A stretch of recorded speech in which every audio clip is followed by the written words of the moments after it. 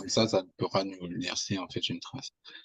Donc Ok. oui, en fait, effectivement, comme tu l'as dit, en fait, il y a ça sert en fait à nous souvenir, commémorer, et puis effectivement, bah, ce sont des saintes convocations, et pour nous rappeler, comme Jordan, tu l'as dit, par rapport en fait aux différents événements, donc Sukot par exemple, que par rapport à l'attente, par rapport à la traversée, pour aller en fait vers la terre promise, et qui nous porte également en fait vers l'espérance, puisque la terre promise, ben, pour l'instant, on n'y est pas encore. Donc, il y a Mm. le sens en fait du passé, du présent et du futur. Donc c'est une très bonne chose. Euh, est-ce que pour vous déjà voilà, est-ce que avant ça vous disait quelque chose de les fêter et est-ce que ça fait sens en fait pour vous? Est-ce que est-ce que vous y voyez quelque chose de bien, de pas bien, de d'accessoire? Comment vous percevez la chose en fait?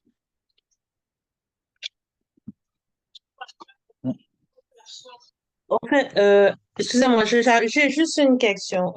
Tamis, Pessa, pain sans levain, prémisse, ça c'est dans l'ordre qu'on doit fêter les fêtes. Oui, Ou c'est... oui, c'est dans l'ordre. J'ai pas, oui, c'est dans Ok. l'ordre, en fait. Dans C'est l'ordre. cool parce que tu as mis hébreu, français, hébreu, français. J'ai pas fait exprès. Au début, j'allais mettre en hébreu, je vais mais non. Et puis j'ai mis en français, puis un truc comme ça. Ça. Ouais. Oui, c'est dans l'ordre. C'est dans l'ordre. En fait, la question, c'est, ben, je sais pas, mais peut-être que ouais, je pense pas que tout le monde en fait a arrivé dans la foi et on leur a parlé de ces fêtes ou de les fêter, Mhm. etc. Aujourd'hui, en fait, on en parle. Est-ce que c'est quelque chose en fait qui fait sens? Est-ce que ça a un sens? Est-ce que ben ça n'a pas vraiment de sens? Est-ce que voilà, comment vous le Percevé, c'est ça? ressentez? Voilà, d'une manière personnelle, est-ce que vous voyez en fait un intérêt ou vous voyez pas vraiment d'intérêt? Ou quelle est du moins votre approche Mhm. dans ce que pour certains vous pouvez découvrir et voilà en fait. Ok. Bah, je vais Euh, parler pour ma part. Ok, bah vas-y, ma soeur, je te laisse parler, je te laisse parler. non, tu peux parler. Tu peux parler. En fonction de ce que tu as dit, peut-être tu vas m'apporter les éléments de réponse et tout. Ok, ça marche. Ah, moi, pour ma part, c'est bon, comme tu sais, Samuel, c'est pas des éléments qui me sont nouveaux, du coup. Mhm, C'est des choses que voilà, je connaissais déjà depuis un petit moment. Après, effectivement, moi, le sens, au dehors de fêter ça, parce que je ne les fête pas réellement, mais mhm, je trouve que ça a un sens en fait spécifique de garder ces gens en souvenir. Tu vois. mhm, Dans quel sens je dis ça? Je dis ça dans le sens où déjà il y a une instruction derrière, il y a un mhm, rappel, mhm, il y a, il y a un sens, il y a un sens voilà, de souvenir, comme tu l'as si bien dit, mais il y a un sens de direction, tu vois. mhm, Parce qu'en mhm, fait, ces fêtes-là ont une symbolique, comme on disait, prophétique, mhm, et, euh, et ça a une démarche, en fait, dans le sens où il y a quatre accomplissements. Je trouve que en fait, c'est le chemin que le peuple de Dieu emprunte. Tu vois ce que je veux mhm. dire? Tout à Donc, fait. je pense que dans ce sens-là, déjà, c'est important de comprendre cela, en fait, d'avoir ça en tête. Et il y a aussi l'autre aspect, moi, je trouve que c'est important parce que ça, comme tu parlais de traçabilité, Mhm, d'enseignement, aussi de transmission. mhm, Et voilà, comme je disais, et du coup, je trouve que c'est important de ce principe-là. Moi, je le prends comme une instruction. Voilà, je mhm, trouve que chaque fête a une instruction quelque part, tu vois. mhm, Je vais pas dire que moi, en gros, je le fête, voilà, je vais sous la tente, etc. Je le fête pas réellement, tu vois. mhm, mhm, La seule fête que je pratique réellement, c'est Pessah, tu vois. mhm, Mais les mhm, autres fêtes, bien que je ne les fête pas réellement, mais j'accorde mhm, quand même un jour important, tu vois. Je mhm, considère que mhm, c'est quand même un jour assez important, un jour marquant, et il y a une mhm, instruction derrière, et je me souviens de ce jour-là, tu vois. Mais de mhm, là à pratiquer, à le fêter, je le fête pas réellement, mais je garde en souvenir ces jours-là quand même, tu vois. C'est des mhm, jours quand même assez importants qui ont un mhm, sens pour ma foi, tu vois. mhm. D'accord. Euh, et aussi, il y a la deuxième chose, c'est que les gens ont tendance à dire que c'est vrai, les apôtres n'ont pas fêté, on nous a pas ordonné de le faire, etc.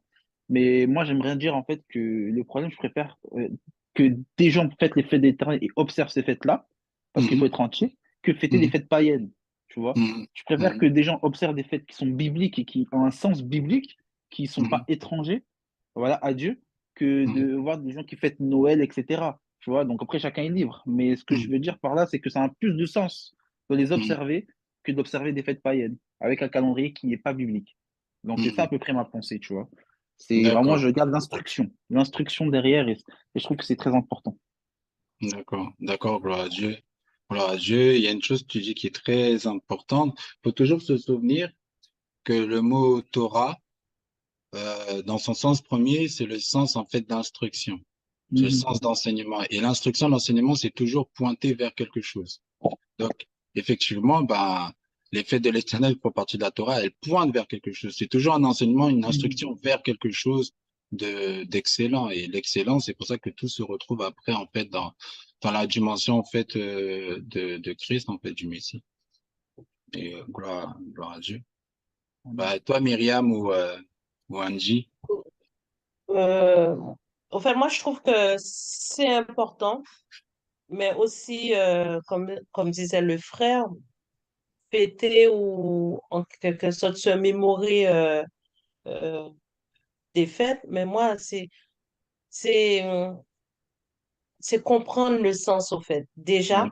Mhm. c'est comprendre le sens et connaître les dates, au fait. Parce que dans, dans, dans la religion, tout le monde connaît la Pâque et on oublie le reste. Parce que la Mhm. Pâque, voilà, elle est plus célèbre et tout.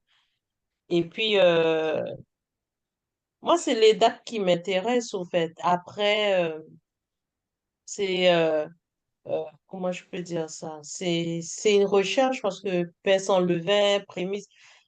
En fait, c'est l'instruction et connaître la signification derrière, au fait, parce que je pense que c'est une recherche aussi.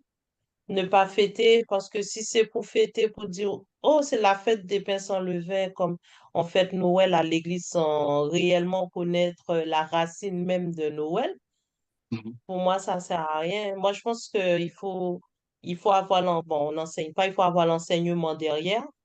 Et puis, une fois on connaît l'enseignement, je pense qu'on le fait, soit on fait, on se mémore, comme disait le frère, mémore de la date, on sait cette date-là, c'est la date de paix sans levain, soit on essaye de le concrétiser en famille, ça peut se faire Mhm. en famille ou personnellement ou avec l'église, ça Mhm. dépend. Après, je pense que c'est propre à chacun, mais je pense que ce serait bien aussi, en tant qu'Église, de fêter les fêtes, au fait, Mhm. de, de fêter tous ensemble. Après, pourquoi pas, parce que après, faire une tente. Après, c'est connaître la signification derrière, en fait, Mhm. la racine même, de la chose et Mhm. connaître la date, au fait. C'est connaître le sens. Le sens, il est important et comme je disais, l'instruction derrière. Mhm. C'est ce qui est plus important Ouais. et tout. Mhm. D'accord. Ben, l'instruction, effectivement, c'est le plus important. Après, comme le frère Jordan l'a dit, à la base, ce sont des saintes convocations. Et donc, on peut se réunir, en fait, en assemblée. En fait, il y a plusieurs manières dont les personnes vont le concevoir, du moins qu'on vont le concevoir, c'est-à-dire vont y apporter, en fait, une importance et vont le marquer. Et ce qui est important, c'est d'abord ben, l'attitude de cœur, en fait. Et de voilà de ce que cela représente déjà en fait dans le sens et après il y a plusieurs du moins manières on va dire de il y a des choses en fait qui sont évidentes il y a des choses qui sont marquées comme ce code comme les pinces enlevées il y a des éléments en fait très importants mais au-delà de ça il y a une dimension en fait de fond en fait qui est apportée et je vais te donner la parole après NJ. Mais par exemple, dimanche dernier, en fait, qu'on a partagé en fait sur ce code, j'ai pris un passage qui est pas très connu. Je vais vous le relire parce que ça reprend un peu des éléments que vous avez lus. C'est dans Néhémie, le chapitre 8. Mais d'abord, Angie, je vais te laisser parler, puis je vais prendre le passage. D'accord?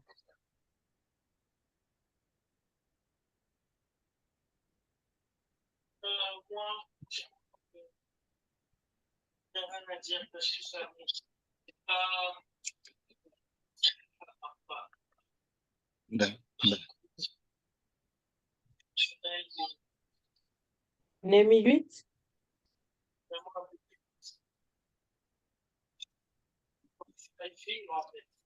D'accord.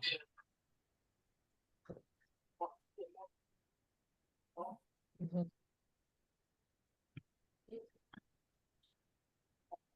Non, Néhémie, Samuel, c'est ça? Oui, Néhémie, le chapitre 8. Le chapitre 8, ok. Ouais. Donc, Ange Marianne, tu disais? Oui, vas-y.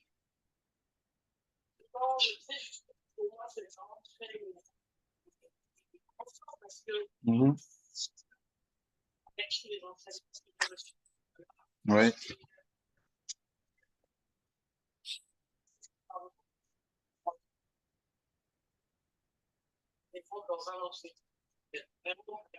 ouais. J'ai appris le baptême Mhm. et ça s'arrête là en fait. Mhm. Et là, tout nouveau, j'apprends des fêtes juives et en plus, je ne les dis même pas en français.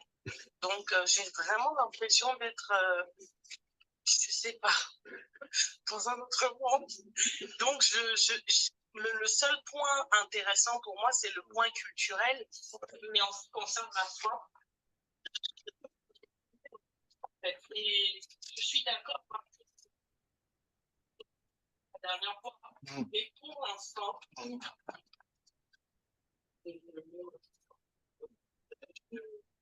ne me parle pas du tout. C'est Ouais. vraiment, je sais pas vous, voilà, j'ai entendu que j'ai chose dans laquelle on en parle, etc. J'aimerais pas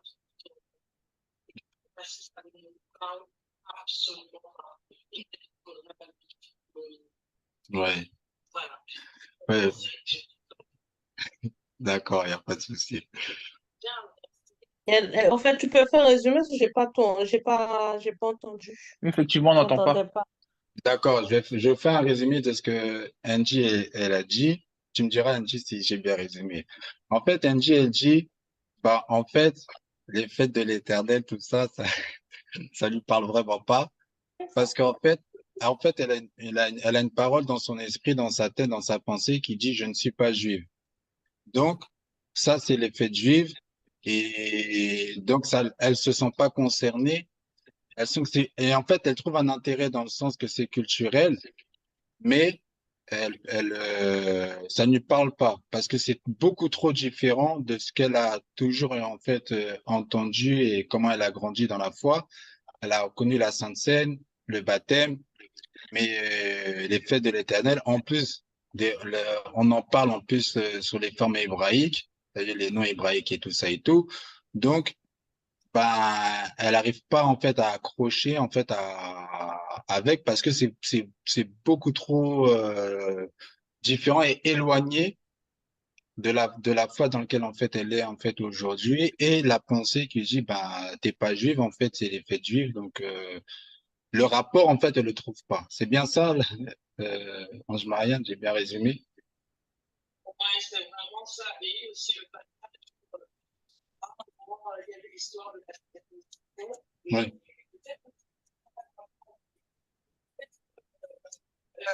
Les pierres et tout ça se soit réunis en disant faut pas rajouter en fait des fardeaux sur les païens en leur imposant la circoncision. Et moi, en fait, je Hanouka, tout ça, voilà quoi. C'est pas, tu vois, ça me parle pas en fait, vraiment pas du tout, du tout. Ça veut pas d'accord. dire que c'est Noël qui me parle, c'est Oui, juste que tout ça, d'accord. D'accord, ok. D'accord. Bon, je te rassure, en fait, c'est un peu normal. Franchement, c'est normal. Et ben en fait, cette réunion-là aussi, c'est pour, comment dire, démystifier, décomplexer et vraiment être à l'aise, que vraiment chacun puisse s'exprimer et être tranquille, tu vois. Et puis après, au fur et à mesure, en fait, ben, on grandit dans les choses de Dieu, qui va après peut-être nous permettre de mieux comprendre, etc. Mais c'est déjà pour être voilà, pour pouvoir s'exprimer, respirer un petit peu tranquillement. Et aussi de comprendre, voilà, il y a des petites nuances, il y a des petites choses dans les Écritures que des fois on passe vite et des fois on les voit pas. Donc, c'est pour ça que dimanche, voilà, on avait pris un passage qui est dans Lévitique, le chapitre 8. On va le lire un petit peu parce que ça reprend certains éléments que vous avez dit et aussi des éléments que tu as dit, Ange-Marianne. D'accord? Donc, on est dans Lévitique, le chapitre 8. Bonjour, Marcel, entre-temps. Et alors, on va prendre le verset.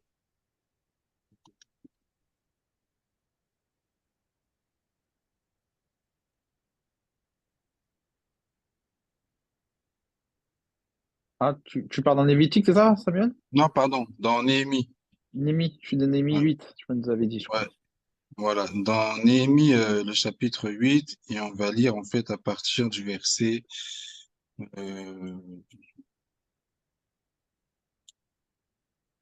verset 13. Némi, chapitre 8, à partir du verset 13. Ok. Verset 13 à 18, tu peux le lire. Ok. Et le jour, les têtes des pères, tout le peuple, les prêtres et les lévites, se rassembla auprès d'Ezra, le scribe, pour sagement comprendre les paroles de la Torah. Et ils trouvèrent écrit dans la Torah de Yahweh, avait ordonné, par les mains de Moshe, les enfants d'Israël devaient habiter sous des cabanes pendant la fête du septième mois. Ce qu'ils firent et qu'ils les publièrent dans toutes leurs villes à Yerushalayim, en disant, allez sur la montagne et apportez des rameaux d'olivier et des rameaux de d'autres arbres huileux, et des rameaux de myrrhe, des rameaux de palmier et des rameaux d'arbres touffus, afin de faire des cabanes selon ce qui est écrit. Alors le peuple alla et apporta, ils se firent des cabanes, chacun sur son toit, dans les cours de leur maison, et dans les parvis de la maison d'Élohim, sur la place de la porte des eaux, et sur la place de la porte d'Éphraïm. Ainsi toute l'assemblée de ceux qui étaient revenus de la captivité fit des cabanes, et ils habitèrent sous des cabanes. Or les enfants d'Israël n'en avaient pas fait de telles depuis le jour que Yeshua, donc Josué, fit fils de Nun, jusqu'à ce jour, il y a eu une très grande joie. On lut le livre de la Torah d'Élohim, jour après jour, depuis le premier jour jusqu'au dernier. On célébra la fête pendant 7 jours et il y a eu une assemblée solennelle au huitième jour, comme cela fut ordonné. Amen. Voilà, voilà. Donc, très bien. Donc ça, c'est un passage vraiment qui est très beau, qui est capital, parce qu'on nous dit depuis le temps de Josué, donc Josué, c'est Moïse, hein, c'est juste après Moïse. Et là, en fait, on est au retour de la déportation de Babylone, et ben, il y avait la fête des tentes, elle n'était pas respectée. Et, euh, et en fait, ben, si elle n'était pas respectée, ben, c'était devenu en fait un oubli. Tu vois, et quand ils ont commencé en fait à redécouvrir, ben oui, il y a eu un empressement, tout ça. Mais en plus, eux, dans leur sens concret, ils n'étaient pas en fait en exil, ils étaient déjà retournés en fait dans la terre promise, ils y habitaient. Mais ils se sont souvenus de ce jour de souvenir et de faire comme s'ils étaient encore en fait en voyage alors qu'ils étaient en fait en terre d'Israël. Et en fait, qu'est-ce qui s'est passé entre-temps? Entre-temps, ils étaient partis en fait à Babylone. Donc c'est vrai qu'à Babylone, bah, il y a beaucoup de choses qu'on oublie, mais il y a des choses qu'on redécouvre. Et en fait, j'avais pris ce passage-là pour dire, bah, c'est pas très différent, en fait, de ce qu'on peut vivre, parce qu'il y a beaucoup de choses, en fait, bah, qui se sont perdues, en fait, entre temps, et le Seigneur ramène toujours, en fait, à redécouvrir certaines choses. Et derrière les fêtes, comme on a beaucoup parlé de l'instruction, bah, les fêtes pointent tous vers quelque chose d'unique, c'est par rapport, en fait, au Messie. D'accord? Donc, je vais vous poser des questions sur, voilà, sur des fêtes, et en quoi, en fait, elle parle, en fait, du Messie? En quoi elle vous parle, en fait, du Messie? D'accord, ça vous va? Oui, Pardon, c'est j'ai bon pas pour moi. entendu. Vous avez pas entendu? Moi, j'ai bien Moi, entendu. c'est moi. Ok, Ta Moi, j'ai sœur, pas entendu Myriam. parler aux ok, enfants. d'accord. D'accord. En tout cas, Néhémie, le chapitre 8, là, le verset 13 à 18, je vous conseille de l'encadrer, de le souligner, comme ça, vous pouvez revenir pour bien relire le contexte, pour bien revoir, en fait, qu'est-ce qui s'est passé, pour le regarder, en fait, en détail, parce que c'est un passage que je trouve qui est important et voilà, qui passe souvent sous silence. Donc, voilà. Donc en fait, bah voilà, bah je vais commencer par la première des fêtes. Pessah, ça représente quoi par rapport au Messie, par rapport à Christ? En fait, en quoi Pessah, en quoi la fête de Pessah parle de Christ en fait?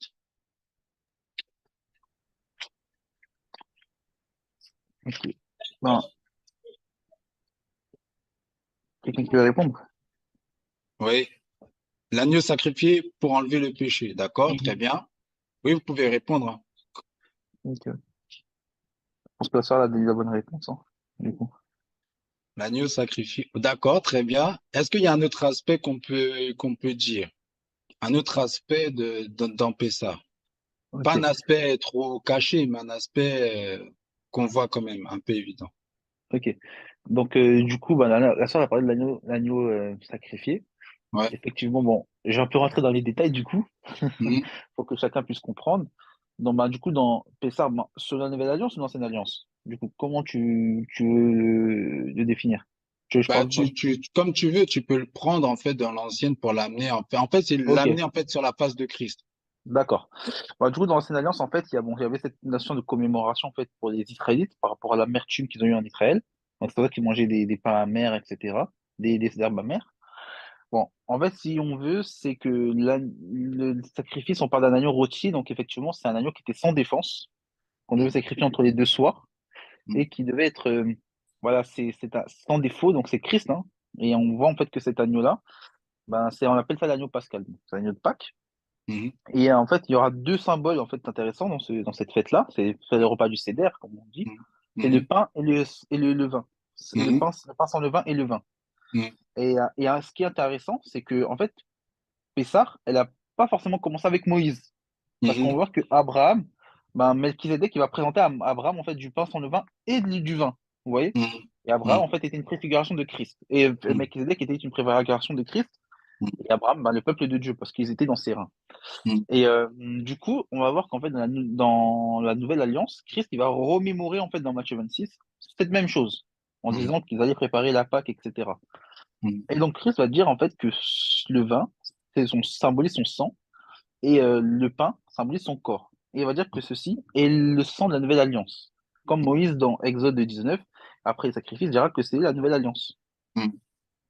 Dans Exode 24 plutôt. Exode Oui, 24. Exode Voilà. 24, ouais. Dans Mhm. Exode 24 plutôt. Et donc, en Mhm. fait, le Pessah, dans sa symbolique, symbolise le sang versé de Christ, en fait, que c'est l'agneau sacrificiel, l'agneau immolé, qu'on peut même lire dans Ésaïe 53, où on dit qu'il sera comme une brebis qu'on ramène À la boucherie. à l'abattoir, etc., au boucher, pour qu'on puisse le suer, etc. Il ne répondra pas, etc. Donc, cette notion, en fait, de corps et de sang. Et Christ, en Mhm. fait, dira dans Jean 6, vous me mangerez, en fait, et vous mangerez mon corps et vous buvez mon sang. Et c'est par cela que vous aurez la vie éternelle. Donc ça symbolise tout ça à peu près. Je sais pas si j'ai fait un bon petit résumé. Oui, Amen. Gloire à Dieu. Amen. Amen. Gloire à Dieu. Bah, merci pour ce résumé. Est-ce qu'il y a une autre notion que l'agneau dans Pessah? Une autre notion que par rapport à l'agneau en lui-même qui est immolé? Est-ce qu'il y a une autre notion, quelqu'un d'autre qui peut voir dans la fête de Pessah, qui peut également enfin, bah, qui a un impact également en fait sur nous? Il y a aussi Ah, la notion de rassemblement. oui, il y a la notion de rassemblement, effectivement. Il y a Ah, la du coup, notion, Mhm. bah, je vais répondre, parce qu'on en a plusieurs. Il y a aussi la notion du jugement. La notion du D'accord. jugement, parce que, en fait, bah, c'est une fête de jugement, en fait. C'est une fête parce que Dieu a frappé tous les premiers-nés, en fait, à ce moment-là. Et donc, il y a la notion, en fait, du jugement de Dieu. C'est pour ça, effectivement, il est dit que le jugement, en fait, la colère de Dieu, en fait, qui reposait sur tous les hommes, ben, Christ l'a pris. Mais il y a une notion également, en fait, d'être sauvé du jugement. Ou encore, quand Paul dira, il n'y a plus maintenant de condamnation pour ceux qui sont en Jésus-Christ. Parce qu'effectivement, Dieu a envoyé, en fait, son ange pour détruire tous ceux qui n'avaient pas l'agneau. Donc, il y a une notion de passer, ben, c'est ça, un passage, c'est ça, ben, à travers le jugement. Donc, il y a une notion du jugement de Dieu sur le monde. Donc, et c'est quelque chose qui va aussi, en fait, très bien. Je vais choisir une autre fête. Je ne mets pas dans l'ordre, hein, mais par rapport au jour des expiations, euh, voilà, qu'est-ce que vous pouvez m'en dire sur le jour des expiations par rapport à Christ en lui-même?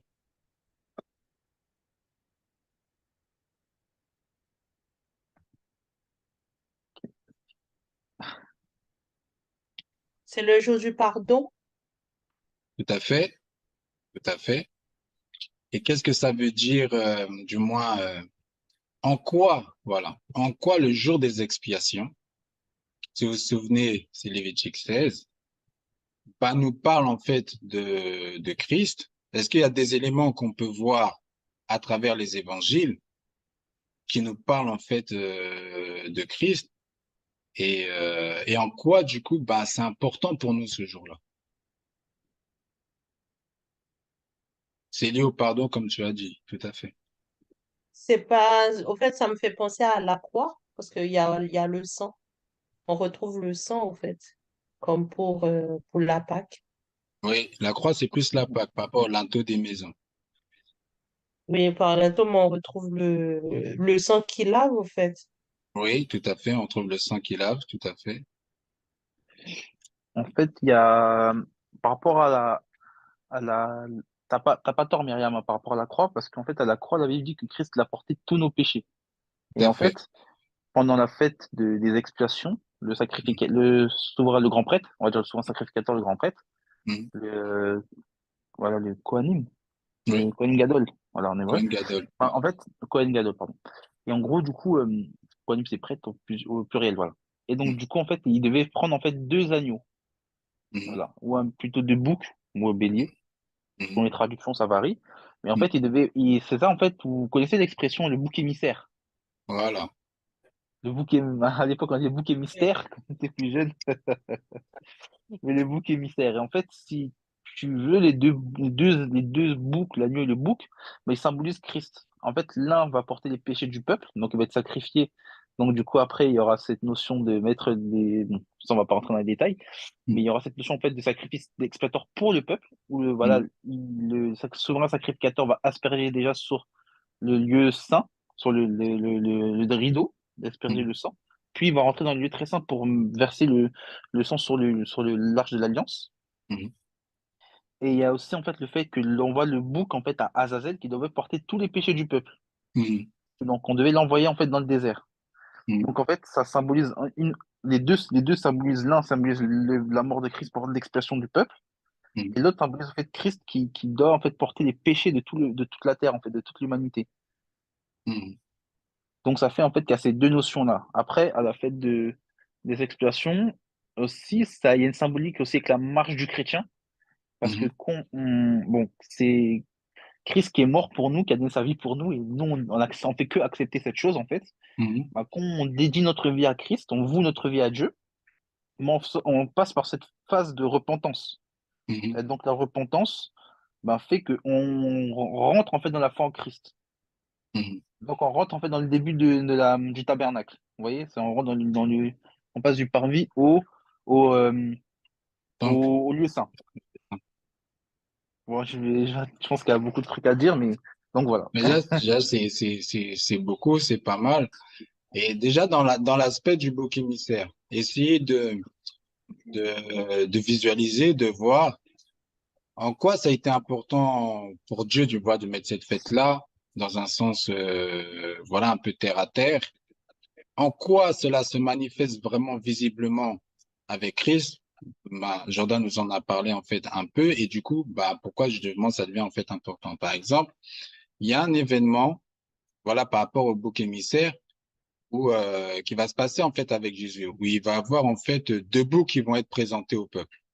Est-ce que vous vous souvenez de ça dans la vie de Jésus, dans les évangiles? Deux boucs qui vont être présentés Ouais, deux boucs. Deux boucs, c'est pas des vrais boucs, hein, c'est des personnes. Mais sous deux, la croix, pas vraiment, un peu avant. Barnabas. Voilà, tout à fait. À ça, bonne réponse. Tout à fait. Très, très bonne réponse. Barnabas et Jésus, bah, Pilate va présenter Barnabas et Jésus qui sont deux qui doivent être en fait emmenés en fait au sacrifice, mais il y en a un qui doit être libéré. Il y en a un qui va être libéré, bah, ça va être Barnabas, et il y en a un autre qui va être sacrifié. Ça va être Christ. Comme en fait, bah, il y en a un bouc qui est renvoyé libre, c'est celui qu'on appelle le bouc émissaire, qui est envoyé en fait pour Azazel, et l'autre qui doit être sacrifié pour l'Éternel. Et c'est ce qui s'est passé avec Jésus et Barabbas. Ce choix-là, en fait, Dieu faisait la fête grandeur nature. Et donc, c'est important pour nous qui croyons en fait en Jésus. C'est-à-dire pour un juif, Mais il n'y a pas tout ça. Lui, il a son Lévitique 16 et s'arrête là. Mais pour nous, nous avons vu cela, c'est-à-dire dans les évangiles, que l'Éternel l'a vraiment fêté. Et donc, nous, ça prend une dimension beaucoup plus grande, supérieure par rapport à ce jour précisément et par rapport justement après à tout ce que ça engendre parce qu'effectivement, ce jour-là nous a permis d'entrer dans le tabernacle. Nous avons libre accès en fait à Dieu par le sacrifice en fait de Christ. Donc, c'est quelque chose qui a une véritable en fait importance pour nous parce que Christ en fait est devenu la quintessence en fait de ce jour-là. Et on a vu, entre guillemets, en lisant l'évangile, on voit cette fête-là être fêtée par Dieu lui-même. Comprenez?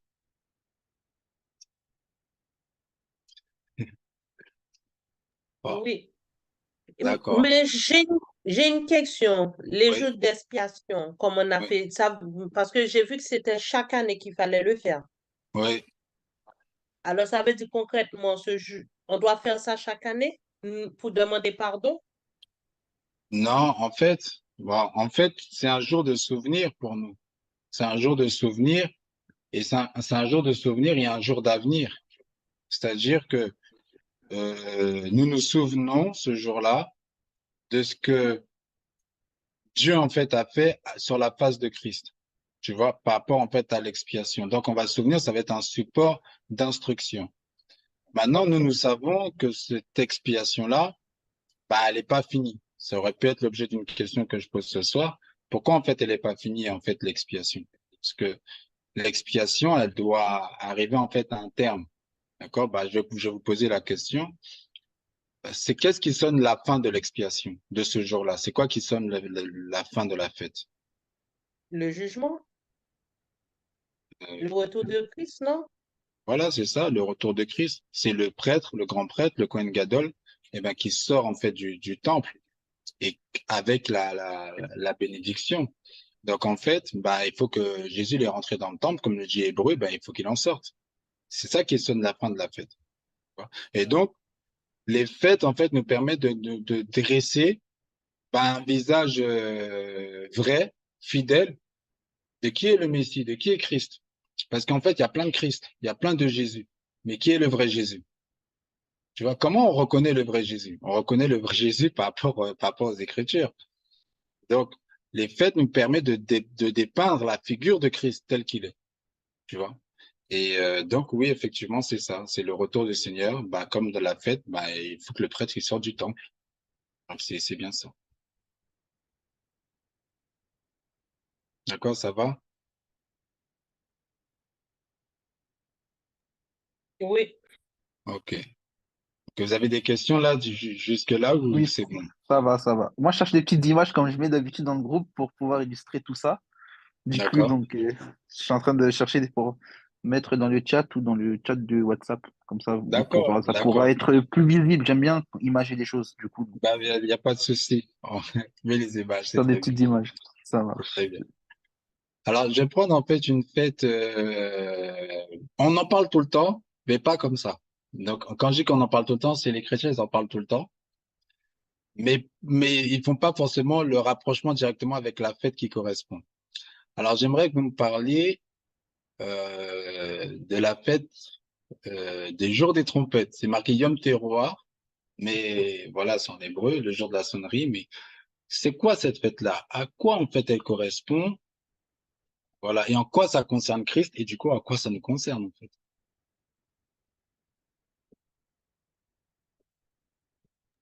Je veux bien savoir. Bah, il n'y a pas de mauvaise réponse, hein. On est entre nous, donc il n'y a pas de mauvaise réponse. En fait, je sais pas. Bah, t'as le droit, hein. T'as le droit de pas. Comment? Oui.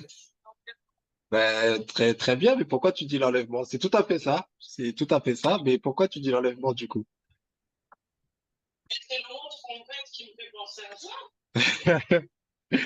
Bah oui, bah dis-moi qu'est-ce que tu sais de l'enlèvement? Bon, pas forcément tout ce que tu sais, mais quelques éléments de ce que tu sais de l'enlèvement.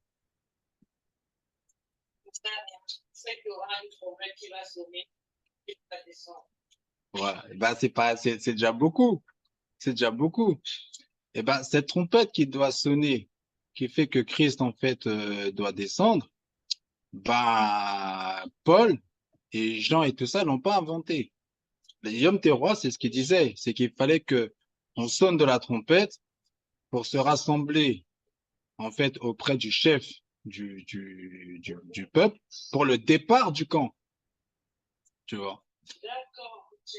Et en fait, Dieu en fait avait mis également la fête de la trompette le premier jour du 7e mois, mais on pouvait pas savoir, ben, pour savoir qu'un nouveau mois débute, on peut pas le prévoir. Faut regarder en fait le croissant de lune. Quand il y a bah, le premier croissant de lune, c'est ça qui nous permet de savoir qu'on commence un début de mois. Mais donc, on peut pas. C'est le seul jour, c'est la seule fête où on sait pas, c'est quand ça tombe. Et alors, quand Jésus dit, personne ne sait ni le jour ni l'heure de son retour, parce qu'il est dit, ce sera au son de la grande trompette qu'il viendra, ça fait directement référence, en fait, à Yom Teruah, où on ne sait pas ni le jour ni l'heure. D'accord. Pour le départ du camp. Donc, effectivement, ça concerne, en fait, notre Seigneur qui va venir. Il y aura cette grande trompette. Et du coup, nous, qui sommes le camp, bah, ça nous concerne parce que ça veut dire qu'on va à sa rencontre pour le départ du camp, en fait.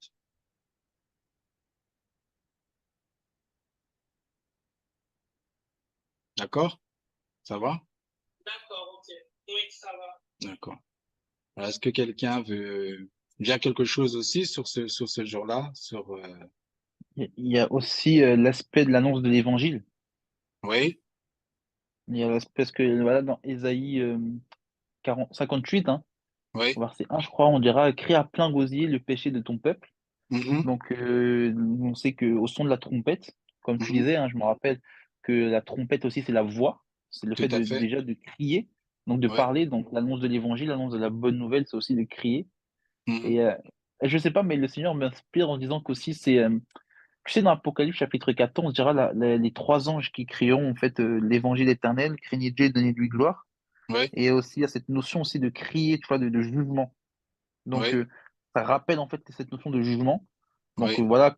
Donc, il y a l'évangile. Bon, l'évangile aussi, c'est une gloire, mais c'est aussi un jugement pour les impies. tout à Donc, on fait, voit en fait que ça nous ramène aussi au tribunal de Christ, comme tu disais. tout à Donc, fait, il y a pas tout mal à d'aspects comme fait. ça. Ben voilà, c'est un très bel aspect. Donc, la fait de la voix de crier, parce que normalement, quand on entend le son de la trompette, il y a tant la joie, mais il y a tant aussi un aspect de terreur, de jugement. Ben, la voix de crier, c'est de l'annonce de l'évangile, parce que c'est aussi en fait un cri, et qui fait que, dans le sens concret, ben, annoncer l'évangile, l'évangélisation, parler, crier en fait à haute voix, crier à plein gosier, le, comme le bruit d'un chauffard, dit Ésaïe 58, et ben, ça nous concerne en fait, réellement, en fait. C'est dire, c'est ce que nous faisons. C'est ce que nous sommes censés faire. Et oui, tout à fait. C'est exactement ça.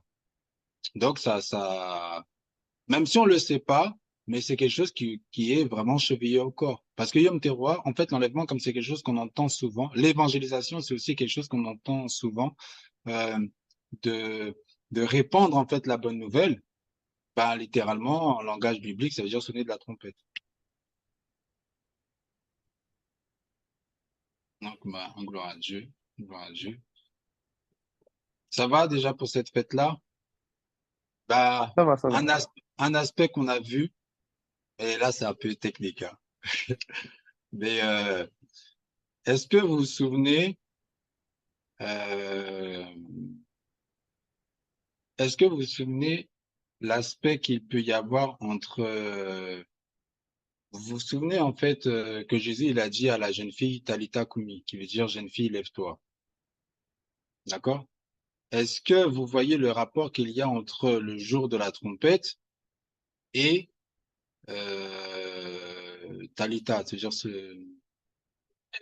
ouais, ouais, ouais. C'est un peu technique, mais si vous le retenez, c'est bien.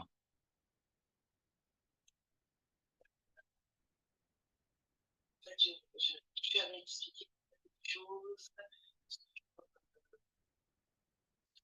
J'ai sur sur une histoire de roi et nous marchons avec un chauffard Oui, ambulant qui, enfin bref, je crois que c'est un peu confus dans ma tête. J'ai des bribes. d'accord, d'accord. Bah, est-ce que quelqu'un veut répondre? Sinon, j'en parle tout de suite pour rafraîchir la mémoire à tout le monde. Tu peux reposer ta question, s'il te plaît? Alors, la question, c'était, dans le Yom Terroir, donc, qu'on avait fait ensemble, il y Mhm, avait en fait un lien qui avait été fait avec la phrase que Jésus a dit à la jeune fille. Il a dit Talita Kumi, qui est jeune fille, lève-toi. mhm, Et on avait vu que Talita était liée au vêtement, l'habit que Jordan y portait avec le mhm. chauffard, le talit. Et donc, quel rapport, du moins, quel lien y a-t-il entre le chauffard, la trompette, donc le son de la trompette, et le fait de dire Talita Kumi, jeune fille, lève-toi, avec le mot talit. Ok, c'était la résurrection. Tout à fait, tout à fait, c'est ça. Talit, en fait, c'est aussi la rosée. Et la rosée, ben, c'est justement pour la nouvelle terre, c'est-à-dire ce qui va permettre en fait que ceux qui les graines en fait qui étaient sous terre vont pouvoir en fait s'élever. Donc derrière en fait Talit, il y a la rosée qui est le symbole en fait de la résurrection. Et donc derrière comment dire, les mots, les gestuels, il y a une portée qui est vraiment prophétique, qui est vraiment profonde et ben, qui nous concerne parce que, comme Paul, en fait, le dira dans 1 Corinthiens 15, en fait, nous espérons, en fait, la résurrection. S'il n'y a pas de résurrection, ben, Christ non plus n'est pas mort, n'est pas ressuscité. Or, nous prêchons la résurrection. Et en fait, c'est ce que c'est, Yom Teruah, c'est aussi ça. Ils entendront la voix du Fils de l'homme et les morts ressusciteront. Ouais, et c'est pour ça, il y a le Talita Kumi, parce qu'elle était morte, la jeune fille, et elle s'est réveillée d'entre les morts. Et c'est ce qui va se passer. Voilà. Donc, Yom Teruah veut dire ça, veut dire la résurrection. Gloire à Dieu. On va passer à une autre fête. Enfin, une fête que bon, vous aimez bien. Shavuot. C'est quoi Shavuot?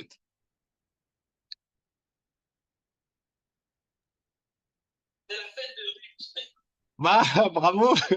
Euh, Bravo! Bah, c'est qui Ruth pour toi? Qu'est-ce qu'elle représente, Ruth?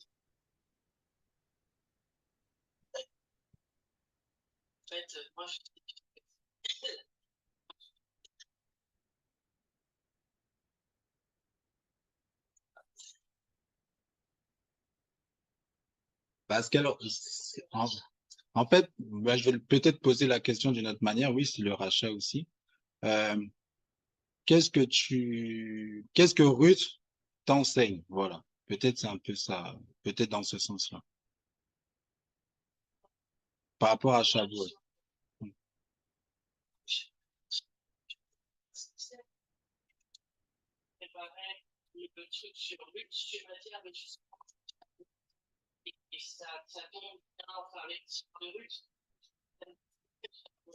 Ah bah, son nom, c'est Pentecôte. L'autre nom, c'est pas, c'est la fête de la Pentecôte. Shavuot, c'est la Pentecôte.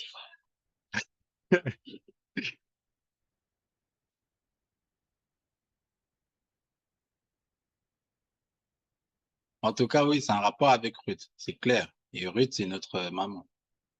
Bah, que sinon, quelqu'un d'autre, ça évoque quoi? En quoi cela peut nous concerner, nous, en fait? Elle a dit quoi? Elle a dit Shavuot, ça lui fait penser à Ruth. Elle a dit Shavuot, c'est Ruth. Sauf que, bah, c'est pas, ça veut dire quoi, Shavuot? Donc, je lui ai dit, c'est la Pentecôte. Et puis, en fait, Ruth lui fait penser au rachat. Et mais après, par rapport à Shavuot, en fait, en lui-même, c'est juste qu'elle se souvient que quand il y avait la période de Shavuot, on avait discuté et elle étudiait en fait elle-même le livre de Ruth à ce moment-là. Donc c'est ça qui lui est revenu en fait à cœur. Pendant que Euh, voilà que c'était la fête, elle étudiait le livre de Ruth justement. pour moi, Ruth, c'est l'attachement, Ok, mhm. très, très fort. L'attachement à quoi? l'attachement, l'attachement au Seigneur, parce elle a quitté sa patrie, Mhm, et puis elle va dans des champs, oui. le travail, Mhm, et puis il y a la récolte. mhm. D'accord. C'est très fort. Dans Ruth, il y a l'attachement et c'est très fort parce que Ruth, elle dit plusieurs choses. Elle parle de Dieu et elle parle du peuple et elle parle de la mort. Donc elle dit, ton Dieu sera mon Dieu, ton peuple sera mon peuple. Et là où tu iras, j'irai. Là où tu mourras, en fait, je mourrai. Donc, il y a plusieurs, dans l'attachement, il y a plusieurs dimensions, en fait, de Ruth. Mais très important, la récolte, tout à fait. Il y a beaucoup de choses à dire. Pas forcément sur Ruth en elle-même, hein, mais ce que ça évoque pour vous, Shavuot, et en quoi cela peut être important par rapport à Christ, et en quoi cela pourrait être important pour vous. Il y a cet aspect Mais déjà, comme la sœur là. Ah, vas-y, ma sœur. Vas-y, je te laisse parler, je te laisse non, parler. tu peux parler. Tu peux parler, c'est bon. Ok, ok, merci. En fait, il y a l'aspect aussi de, comme la sœur elle a dit, hein, le fait d'aller, déjà, quand elle est partie de l'année dans les champs, Boaz est parti à sa rencontre, Mhm, du coup.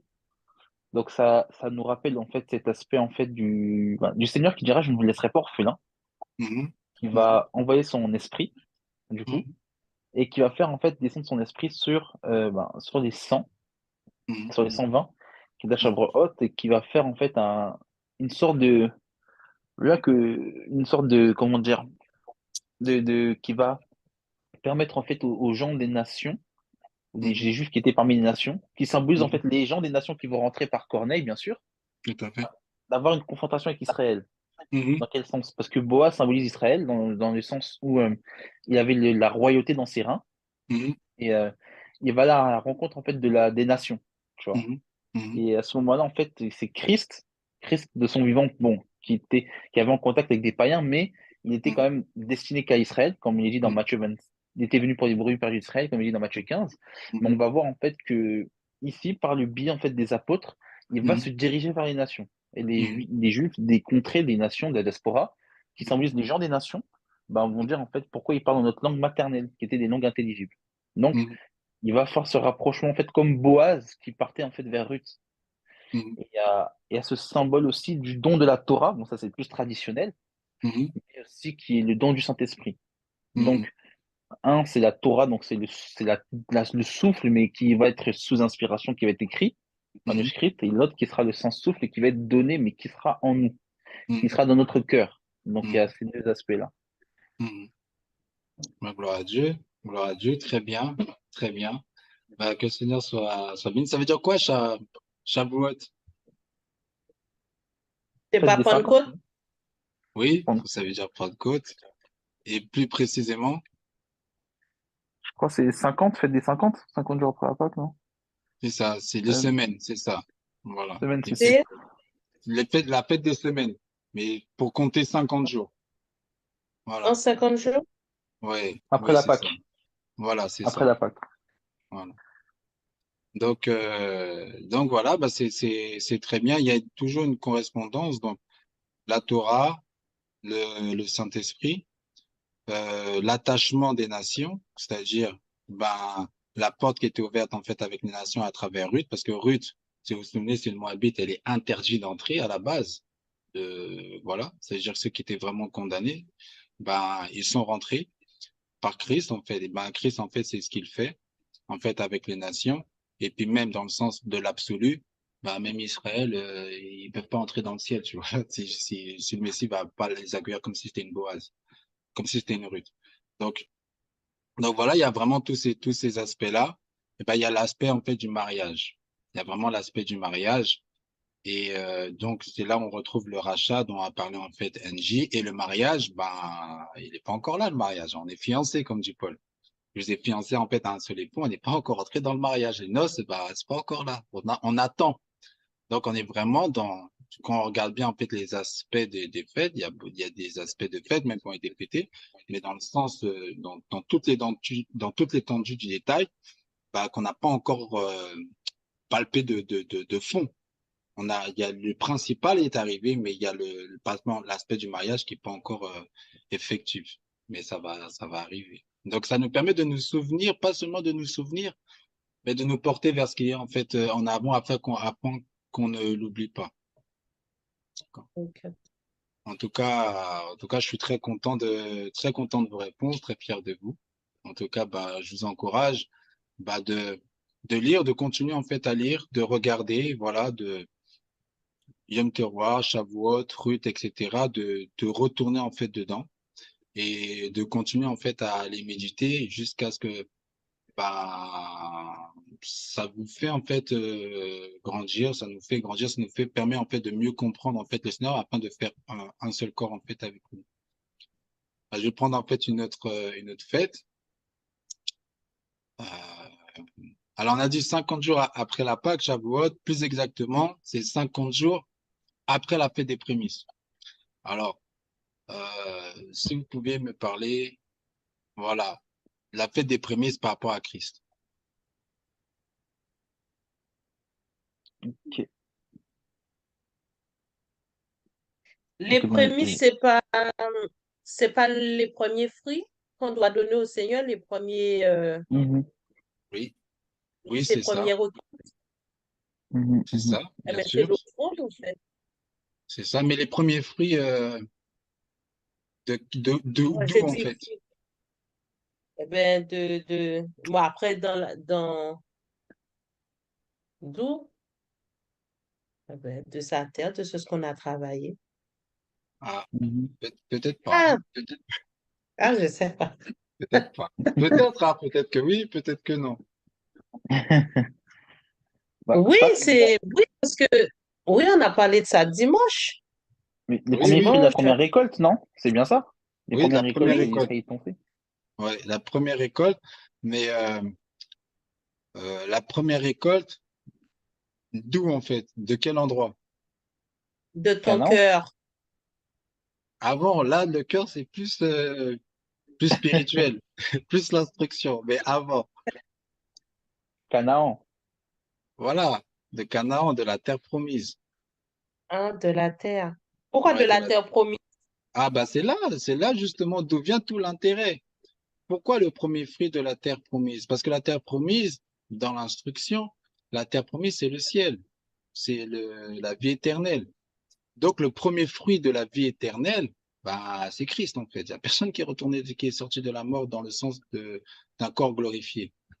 Donc, il est le prémisse, celui qui est passé de la mort, en fait, à la vie, qui est passé par le Jourdain. Le Jourdain, c'est la représentation de la mort. Il est rentré dans la terre promise et il a porté, en fait, le fruit. Donc, c'est lui qui est le fruit, qui le porte, le premier fruit. D'accord? D'où le prémisse qu'il était agité, etc. Mais ce qui veut dire, c'est que, ensuite, les fruits que nous devons porter, nous, bah, on peut pas porter les fruits du désert ou de l'Égypte. On est censé être passé de la mort à la vie et porter que des fruits d'offrande bah, de la vie. C'est-à-dire, si tu Mm. t'offres en fait une offrande, en fait, ça veut dire quoi? Ça veut dire que les offrandes que Dieu agrée, c'est les offrandes qui sont bah, que tu as plantées dans la terre promise, qu'on possède en fait en terre promise. Tu vois? C'est ça en Oui. fait que Dieu en fait il agrée. Ça veut dire que bah, tu es une nouvelle créature, tu es passé en fait de la mort à la vie. Donc, toutes tes offrandes que tu dois porter doivent être empreintes de cette notion d'une nouvelle nature. Donc, c'est-à-dire, en fait, des offrandes, en fait, d'un cœur pur, d'un cœur renouvelé, d'un cœur joyeux, d'un cœur content, sans mauvaise pensée, des œuvres, en fait, de pureté, en fait, de cœur. Et dans la pureté de cœur, des œuvres auxquelles Dieu te demande, en fait, de faire. Tu vois? Donc, des choses que Dieu va te demander de faire, comme il a demandé à Paul, etc., qui sont des offrandes. Paul, il dira, je sers de libation. Donc, il y a des offrandes volontaires que tu vas faire. Mais dans les offrandes, en fait, volontaires que tu vas faire, eh ben, il faut que ce soit, ben, que toi-même, en tant que fruit, tu sois vraiment un fruit nouveau. Si tu offres, en fait, quelque chose à Dieu, même si ça coûte cher, mais t'es pas fruit de la terre promise, ça veut dire que dans ton être, bah, t'es toujours en fait en Égypte, ben, l'offrande n'est pas acceptée. C'est pas un fruit, c'est pas un prémisse. Dans le sens profond, c'est ça. Dans le sens après littéral, concret, bah, c'est offrir les premières choses en fait à Dieu. Tu aimeras Dieu de tout ton cœur, tout ça. Mais dans le sens absolu, c'est Dieu veut que tu sois une nouvelle créature et que tout ce que tu lui offres soit fruit et généré de cette nouvelle créature. OK. Ça va? Oui. Ça va. Ok, ok. Et souvenez-vous, très souvent, quand il y a une nouvelle terre, bah, on retrouve souvent le fruit de la vigne. Soit des gros grappes de raisin, comme ça se passe avec les espions, ou sinon Noé. La nouvelle terre, et ben, ce qui arrive en fait en premier, très souvent, c'est le fruit de la vigne. C'est pas un hasard, c'est parce que c'est lié en fait à Christ qui est le fruit de la vigne, qui est son sang, etc. Mais c'est possible pour ça que Paul nous parlera porter du fruit. C'est un langage en fait, c'est un langage imagé pour dire, ben, si vous êtes dans la terre promise, vous devez porter des fruits avec abondance. Parce que quand les Israélites sont arrivés dans la terre promise, le fruit il était tellement grand, les fruits qu'ils portaient, bah, c'est pour ça qu'ils disent ayez beaucoup de fruits et ayez en fait avec abondance. Donc c'est un langage qui nous pousse derrière marcher selon l'esprit et vous n'accomplirez pas les désirs de la chair. Il y a ce sens en fait d'être des prémices en fait pour Dieu, le fruit de l'esprit. Ok. D'accord, ben vraiment gloire à Dieu. Alors il Ouais. nous reste les pains sans levain. Il y a aussi pour la fête des prémices, ça symbolise aussi la résurrection de Christ. Tout Ça, à fait, attends, la prémisse des autres, comme il dit dans Corinthiens 15. tout à fait. La prémisse de Christ, le premier-né d'entre les morts. Mhm. C'est ça les prémices. Les prémices. Le premier-né d'entre les morts. C'est-à-dire, on a d'autres. Mhm. On a Effectivement. d'autres. Et Voilà. bah, Et nous aussi devons Israël, vraiment. Hmm. aussi Israël, parce qu'ils descendent 44 000, ils sont les prémices de tout Israël. Tout à fait. Tout à fait. Tout à fait.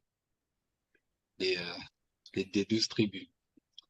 Mais oui, c'est ça. C'est aussi, en fait, pour dire que dans notre. En fait, vous savez, on en parlait tout à l'heure avec Jordan, mais c'est quand même important. Vous savez, il y en a, ils attendent le retour du Seigneur et ils calculent la date. Ils calculent la date et tout pour savoir quel jour, et puis ils se trompent et puis ça fait des dégâts. Et en fait, si vraiment en fait on doit rechercher le Seigneur, ben, il faut porter la mort et la vie. C'est-à-dire, il faut être passé de la mort à la vie. Il faut vraiment être dans le sens, bah, Christ, c'est le premier-né d'entre les morts. La prédication que nous prêchons, le message de la croix, elle est censée porter en fait une mort chez nous par rapport à notre égoïsme, par rapport à notre orgueil, par rapport en fait à nos aspirations terrestres, par rapport à beaucoup de choses. Elle est censée porter en fait une mort pour en fait qu'on vive de nouveau, qu'on soit nouveau en fait, tu vois. Et ça en fait, ça veut dire que tu as vu le Seigneur, que tu es rentré dans la vie, même si le Seigneur n'est pas encore descendu. C'est comme ça qu'on attend le Seigneur. C'est quand on passe de la mort en fait à la vie. Après, le Seigneur il viendra chercher ceux qui l'ont attendu, c'est-à-dire ceux qui sont dans cette dimension-là. Et ça peut être une grande séduction de dire, dès qu'on voit une catastrophe, ah, le Seigneur arrive, c'est pas là qu'il faut s'empresser, hein. Franchement, ça, c'est une grande séduction. Voilà, parenthèse terminée. Voilà. Ben, Marcel, si tu veux intervenir, il n'y a pas de souci, hein, sur la paix des prémices, si, voilà. Non, non, j'écoute, j'écoute. Justement, c'est comme tu viens de parler de ce que le frère Jordan avait partagé. Et Mhm, c'est pendant que tu parlais de l'enlèvement et que tu as expliqué aussi. C'est là m'est venu Matthieu, comment dit, le Seigneur dit, nul ne sait. Et c'est vrai que quand tu as parlé de la fête des trompettes, mhm, il disait que si, voilà, c'est ça quand les gens disent, qu'ils disent ils annoncent des chiffres comme ça, s'ils allaient vraiment dans l'enseignement, tout de suite, ils comprendraient qu'ils ne peuvent pas donner de date, en fait. Comme je dis, qu'on ne sait pas à quel moment que le camp, on ne savait pas à quel moment. Et tout de suite, ça m'a vraiment éclairci, en fait. J'ai dit, mais. Et c'est très intéressant de pouvoir donner ça. Tu vois, moi, quand je dis la fête des trompettes, c'est l'enlèvement, tu vois. Tout de suite, mhm, je pense qu'à ça, le basique. mhm. Mais c'est vrai, comme je disais au frère Jordan quand on s'est croisé hier, c'est vrai que c'est intéressant de savoir, ça te permet de comprendre en fait mieux les choses en fait. Bien Et sûr. quelqu'un qui connaissait vraiment quand les gens ils parlent de choses, parce qu'en fait, ils parlent de choses qu'ils ne connaissent pas en fait. C'est tout simplement ça, hein. Mhm, Si tu connaissais d'où ça vient, pourquoi on dit le Seigneur t'a dit, personne ne sait ni le jour ni le voilà, tu pourrais pas aller dire, annoncer des trucs comme ça, après te repentir et demander pardon, pardon, pardon, dans tous les sens. Voilà, tu vois, parce que bon. Dans le foyer a partagé ça, et tout de suite, ça m'a mis en parallèle ce que tu viens de dire. Il y a, ouais, quand des gens ils parlent de choses qu'ils ne connaissent pas, en fait. C'est ça, c'est tout. Hein. oui, Et c'est tout. c'est C'est terrible. tout. C'est terrible, c'est terrible. Non, non, mais moi, c'est c'est- c'est- c'est bien d'écouter. J'aime bien d'écouter comme ça permet de vraiment comprendre les choses et c'est bien. Gloire à Je Dieu. ne peux pas intervenir parce que je veux dire les choses. Enfin, quand on va dire Pâques, on va dire, ouais, le Pâques, c'est l'agneau pascal. Oui, je sais, mais après, bon, je sais que tu attends plus. Non, mais c'est bien. Ben, franchement, c'est bien. Franchement, le but, vraiment, c'est de. En fait, chacun d'entre nous a une relation en fait avec le Seigneur et chacun grandit en fait avec le Seigneur. Le but en fait de telle réunion, bah, mon but c'est pas forcément que vous fêtiez les fêtes de l'Éternel. En fait, c'est pas ça mon but en fait. Mon but c'est que vous voyez en fait chaque item en fait des fêtes, ça a une résonance et ça a une réalité. Et en fait, c'est comment vous connectez votre cœur et votre foi à cette réalité-là. Et comment en fait elle vous fait grandir dans la réalité de qui est Dieu. Et en fait, quand on regarde, quand voilà, on fait les fêtes, eh ben, il y a beaucoup de choses en fait dans chacune de ces fêtes. Il y a beaucoup de réalités. Et peut-être vous en connaissez une ou deux, mais le fait de retourner selon le commandement, connaissez et cherchons à connaître l'Éternel. Et ben de retourner, ben ça va faire grandir en fait votre image que vous avez de Dieu, la la la la substance de qui il est, et forcément en fait votre foi en fait va grandir afin que vous ayez une attitude, une pratique, une manière auquel Dieu agrée tout. Parce que il y en a, bah, ils font, mais Dieu n'agrée pas. Parce qu'il n'y a pas de, il y a pas un sentiment, j'allais parler comme ça, mais c'est un sentiment amoureux, en fait, que Dieu veut, en fait, avec nous. Un sentiment d'appartenance, un sentiment de confiance et de connaître le pourquoi, en fait, nous faisons les choses. Et d'association, de partenaires, en fait, dans les choses, en fait, de Dieu. Donc c'est vraiment ça en fait pour que vraiment bah dire ah ça je connaissais peut-être un peu moins, je vais en fait y rentrer en fait davantage et en quoi en fait ça nourrit ma relation en fait avec le Seigneur. Et en quoi en fait bah du coup est-ce que je comprends en fait davantage le sens et l'utilité le pourquoi le Seigneur en fait a donné ces choses en fait pour tous les temps. D'accord? D'accord, ok. OK. OK, gloire à Dieu. Bah et Matzot, pain sans levain. Pain sans levain, c'est quoi les pains sans levain? Le fait de ne pas. Alors, moi, à chaque fois que tu dis il y a un truc qui me vient. Là, je pense au passage, gardez-vous du levain des Parisiens. Oui, Parce que c'est un. Alors, le pain sans levain, c'était pas avant la sortie d'Égypte, tout à fait. où ils avaient pas le droit de mettre de levure, de rien qui faisait gonfler le pain. Tout à fait. Tout à fait. Tout à fait, c'est ça. Non, je sais pas en fait. Est-ce que quelqu'un peut nous expliquer un peu? Ouais. Ok, du coup, moi, je vais expliquer un peu. Du coup, en fait, les pains sont levain. Du coup, en fait, les Israélites, ils devaient pendant 7 jours, le lendemain de la Pâque, manger des pains sans levain. Et ils devaient retirer tout ce qui comportait du levain de leur maison. C'est ça que même Paul dira, en fait, ôtez du levain de vous ou en vous. C'est ce que Paul dira. Et donc, du coup, en fait, le levain, en fait, symbolise le pain. Déjà, on sait que c'est le corps de Christ. Donc, du coup, en fait, si on se rappelle au niveau de la chronologie de sa mort, il est mort, en fait, le jour de Pessah, donc à Pâques. Et en fait, le pain sans levain symbolise son corps. Donc, son corps qui est sans péché. Et en fait, ben, on regarde, c'est pendant les jours où il sera, en fait, sous terre, ben, en fait, son corps, en fait, sera, entre guillemets, son défaut sera, en fait, sous terre. Donc, du coup, ça symbolise aussi la mort de Christ, l'amertume. Tout à fait. Le pain sans levain, d'ailleurs, la grotte, hein, le tombeau, prend aussi l'image d'un four, comme un pain, en fait, que tu mets dans le four et que tu Mhm. ressors, en fait, et qui n'a pas eu le temps de gonfler. Donc, c'est un peu aussi cette image-là. Mais c'est l'image, dans un langage plus chrétien, on va dire, parlera de la sanctification. D'où Mhm. ôter le levain du dedans de vous, qui est la méchanceté, qui est l'hypocrisie. C'était ça le levain du pharisien. Il y avait l'hypocrisie et des traditions d'hommes. Donc il y avait ça. Il y a le levain d'Hérode, qui est, voilà, en fait, faire les choses pour être vu des hommes, etc. Donc il Le levain, généralement, représente en fait le péché. Et ce que le Seigneur veut, c'est que nous soyons une pâte nouvelle. Voilà. Une pâte, c'est la nouvelle naissance, une pâte pure. Parce que Dieu, quand il mange, comme on dit, comme je le dis souvent, Dieu, il pratique sa Torah, bah, Dieu ne mange pas du pain avec du levain. Et dans son langage, nous sommes des pains. Donc, bah, il faut qu'on n'ait pas de levain en nous. Et ben, il faut qu'on n'ait pas de péché, ni dans la pensée, ni dans le cœur, ni dans le corps. Et pour ça, c'est le travail de l'esprit qui fait ça en fait en nous. Donc c'est pour ça qu'il y a des doctrines. Oui, tu pêches, Dieu, tu vas quand même aller au ciel, ça rentre pas en fait. Pain sans levain, ça marche pas avec. Ça va pas ensemble. Donc donc oui, c'est tout à fait ça. Le pain sans levain, c'est Christ en fait qui a un corps en fait sans péché. Et que nous qui sommes son corps, ben, nous devons être également en fait sans péché. Et que si nous fêtons cette fête-là, dans le sens de la vie, ben, tous les levains, faut les sortir du dedans de nous. Parce que sinon, je dis, en fait, nous sommes membres, en fait, d'un seul corps. C'est-à-dire, s'il y a du levain, ben, on doit ôter le levain du milieu de nous. Comme Dieu, il a enlevé le levain du ciel. Il a sorti Satan du ciel, il a sorti Adam et Ève du jardin d'Éden. Voilà, en fait. Il sort Israël quand Israël fait n'importe quoi, il le sort de sa terre.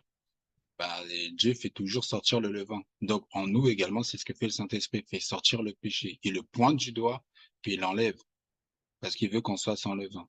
Donc, c'est tout à fait normal qu'un enfant de Dieu, bah, de temps à autre, le Seigneur lui pointe le levain et l'enlève, parce qu'un peu de levain fait lever toute la pâte.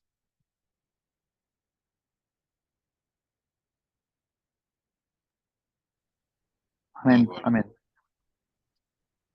Voilà, bah, bah, gloire à Dieu. On a fait toutes les Sukkoth, on a fait, hein. On a fait tout, là. Non, on Oui, n'a oui, pas Sukot, tout fait, on n'a pas fait Sukkot. en On n'a fait, pas on fait avait parlé Sukkot. un peu au début, mais on n'avait pas vraiment Ah, détaillé d'accord. tout. Bah, je vais vous poser la question. Je vais vous poser la question. Ben, c'est quoi la fête de Sukkot? En quoi cela concerne Christ? Et du coup, en quoi ben, ça nous concerne du coup? La fête des tabernacles.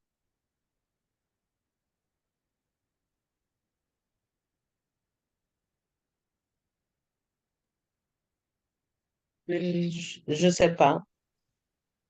D'accord. Ok. Ouais. Ouais, du coup, Sukkot, c'est quoi? C'est pendant 7 jours.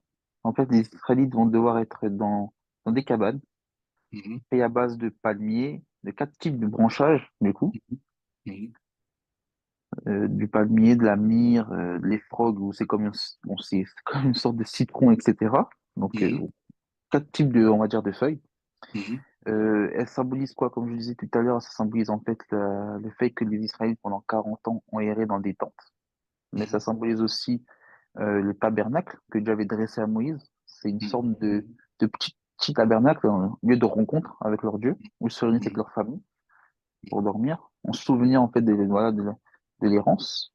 Mais mhm, aussi en fait la symbolique de Christ, ça symbolique que Christ en fait est lui-même le véritable tabernacle, mhm, et Dieu tabernacle dans un corps. mhm, Et c'est-à-dire c'est pour ça qu'on appellera Emmanuel, Dieu parmi les hommes, parce que le mhm, tabernacle symbolisait en fait la présence de Dieu parmi les hommes, où il mhm, faisait révéler son nom. Et au niveau de nous, ben, nous, ça nous apporte que ben, bientôt, Christ viendra. Nous aussi, nous sommes des tabernacles parce que nous avons le Saint-Esprit en nous. Notre corps est le temple du Saint-Esprit.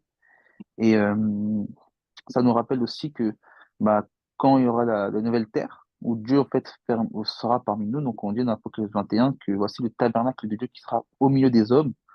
Donc ça sera et on ira en fait chaque année, comme il dit dans Zacharie 14, fêter la fête des tabernacles à Jérusalem, mhm. dans la nouvelle terre. Amen. Amen, gloire à Dieu. Et que ce jour-là, en fait, arrive très prochainement. Et oui, la fête de Sukkot, c'est que Paul nous dira, il parlera de la tente, puisqu'il était faiseur de tente lui-même, mais il nous dira que tant que nous sommes dans cette tente, en parlant du corps. Donc la tente, ben, le corps, c'est aussi en fait une tente. Et puis il y a quelque chose que j'avais dit dimanche, je vais vous le faire là en fait parce que j'y pense en fait maintenant. Ben, je vais voir si je peux. Ah, attendez, c'était par rapport en fait au mot Sukkot. Alors vous allez me dire si vous voyez si vous voyez l'écran. Du coup, moi, je peux pas voir, mais bon, Ah, je vais devoir vous laisser. Non, mais c'est pas grave, je vais vous laisser. d'accord, ok, il n'y a pas de souci. Je Soit, vais voir pour toi, sœur. Je vais voir pour toi. je- Bonne soirée à vous. Bah, en fait, je vous avais dit que Sukkot, en fait, dans le mot, bah, il nous parle, en fait, de la porte d'entrée, de l'entrée, en fait, dans le temple de Dieu. Et bah, je vais vous le mettre là, en fait, comme ça. Alors, je vais voir si déjà ça marche déjà. Ouais, ça marche. Bon, du coup, Samuel, je vais vous laisser. Ouais. Tu mettras la vidéo, la vidéo, tu mettras quand la vidéo à peu près? Cette Non. vidéo-là, Oui, ou- tu vas mettre. cette vidéo-là, ben, je pense qu'elle va se télécharger elle va se télécharger, je pense, ce soir. Et puis, je pense Ok, demain ou après-demain, je la mettrai dans le groupe. ok, ça marche. Comme ça, je pourrai suivre le reste de la vidéo du coup. Ok, y a pas de souci. Ok, Ok, ben soyez bénis, soyez bénis. soyez bénis et puis soyez bénis, ben bye bye. À la Ok, prochaine, à dimanche. ok, à dimanche. Merci, bonne soirée. Bonne soirée. Ouais. Donc, bonne Ouais. soirée. Donc, je disais, Sukkot, vous voyez bien là? Ou vous Oui. voyez pas? Oui, Tu vois bien, c'est bon? Je sais pas si je vais le mettre. Moi, je vais mettre comme ça. Voilà, je vais mettre comme ça. Donc, j'ai mis que Sukkot, ça s'écrit comme ça. Vous pouvez l'écrire comme ça.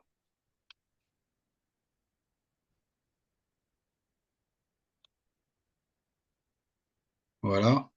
Et en fait, Sukkot, ça s'écrit comme ça. Il y a une autre graphie. Une graphie, c'est comme ça.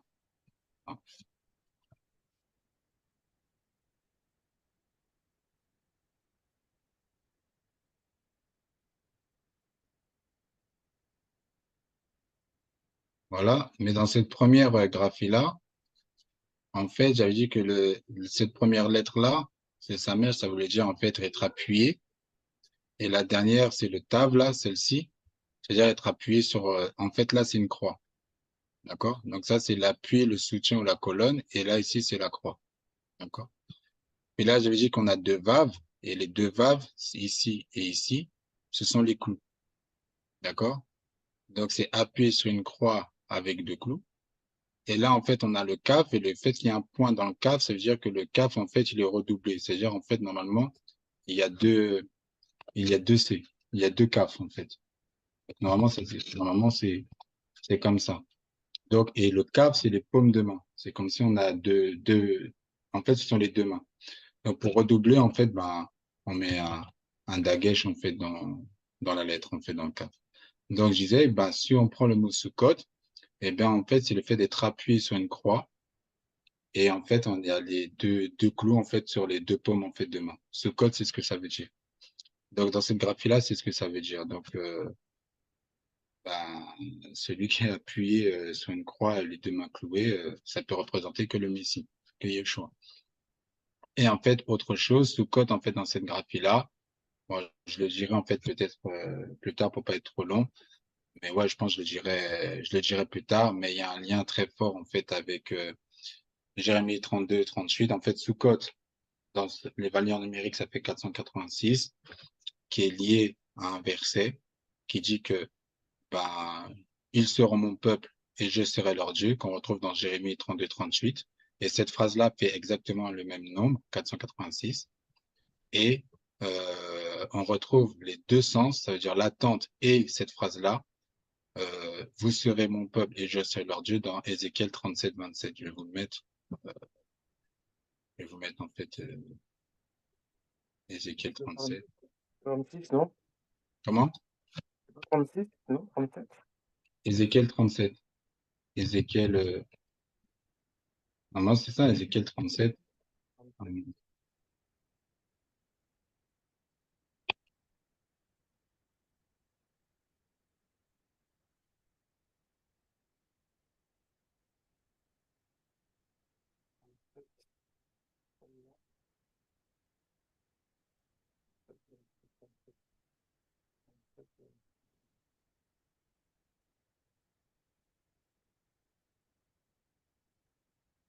Voilà. Voilà, on l'a ici. Ma demeure, donc, bah, je vais le copier direct.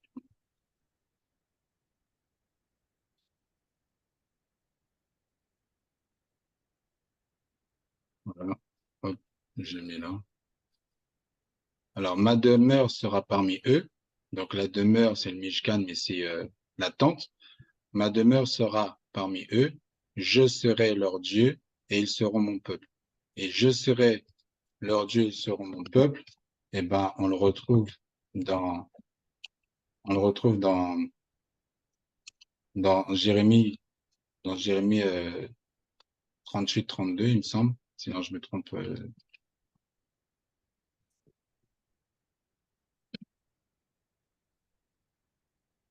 On le retrouve dans Jérémie. Et cette phrase-là, typiquement, je serai leur Dieu et ils seront mon peuple, eh ben, ça correspond au mot Sukkot, en Gematria. Et là, dans Ézéchiel 37-27, on a vraiment la confirmation. Ma demeure sera parmi eux, ça veut dire ma tente sera parmi eux. C'est Sukkot, qui est 486. Et je serai leur Dieu, ils seront mon peuple, c'est aussi 486. Donc, il veut dire que véritablement, Sukkot, c'est non seulement ça confirme en fait Apocalypse qui dit que voici le tabernacle de Dieu avec les hommes, et il essuiera toute larme en fait de leurs yeux, et ils seront mon peuple et je serai leur Dieu. Ça confirme en fait véritablement cela, mais également dans le sens euh, du dessin des lettres qui désigne en fait qu'une seule personne, l'appui, le soutien, la colonne, la croix, les deux paumes de main avec des clous. Voilà. En tout cas, soyez grandement bénis. Si vous avez des questions, il y a pas de souci.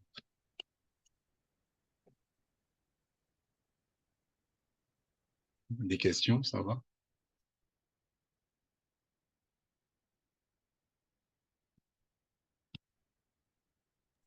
Non, non, ça va. Moi, c'est la question que je me pose, c'est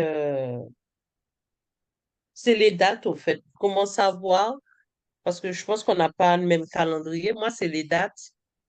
D'accord, les dates. Alors, les dates, c'est un sujet très important et assez en fait épineux. Bah, en fait, j'ai arrêté l'enregistrement là. Comme ça, en fait, pour ceux qui écoutent, et ben voilà, ça fera pas trop long. Alors, et puis comme ça, je te réponds à la question. Bon, je crois que c'est ça. Arrêter l'enregistrement.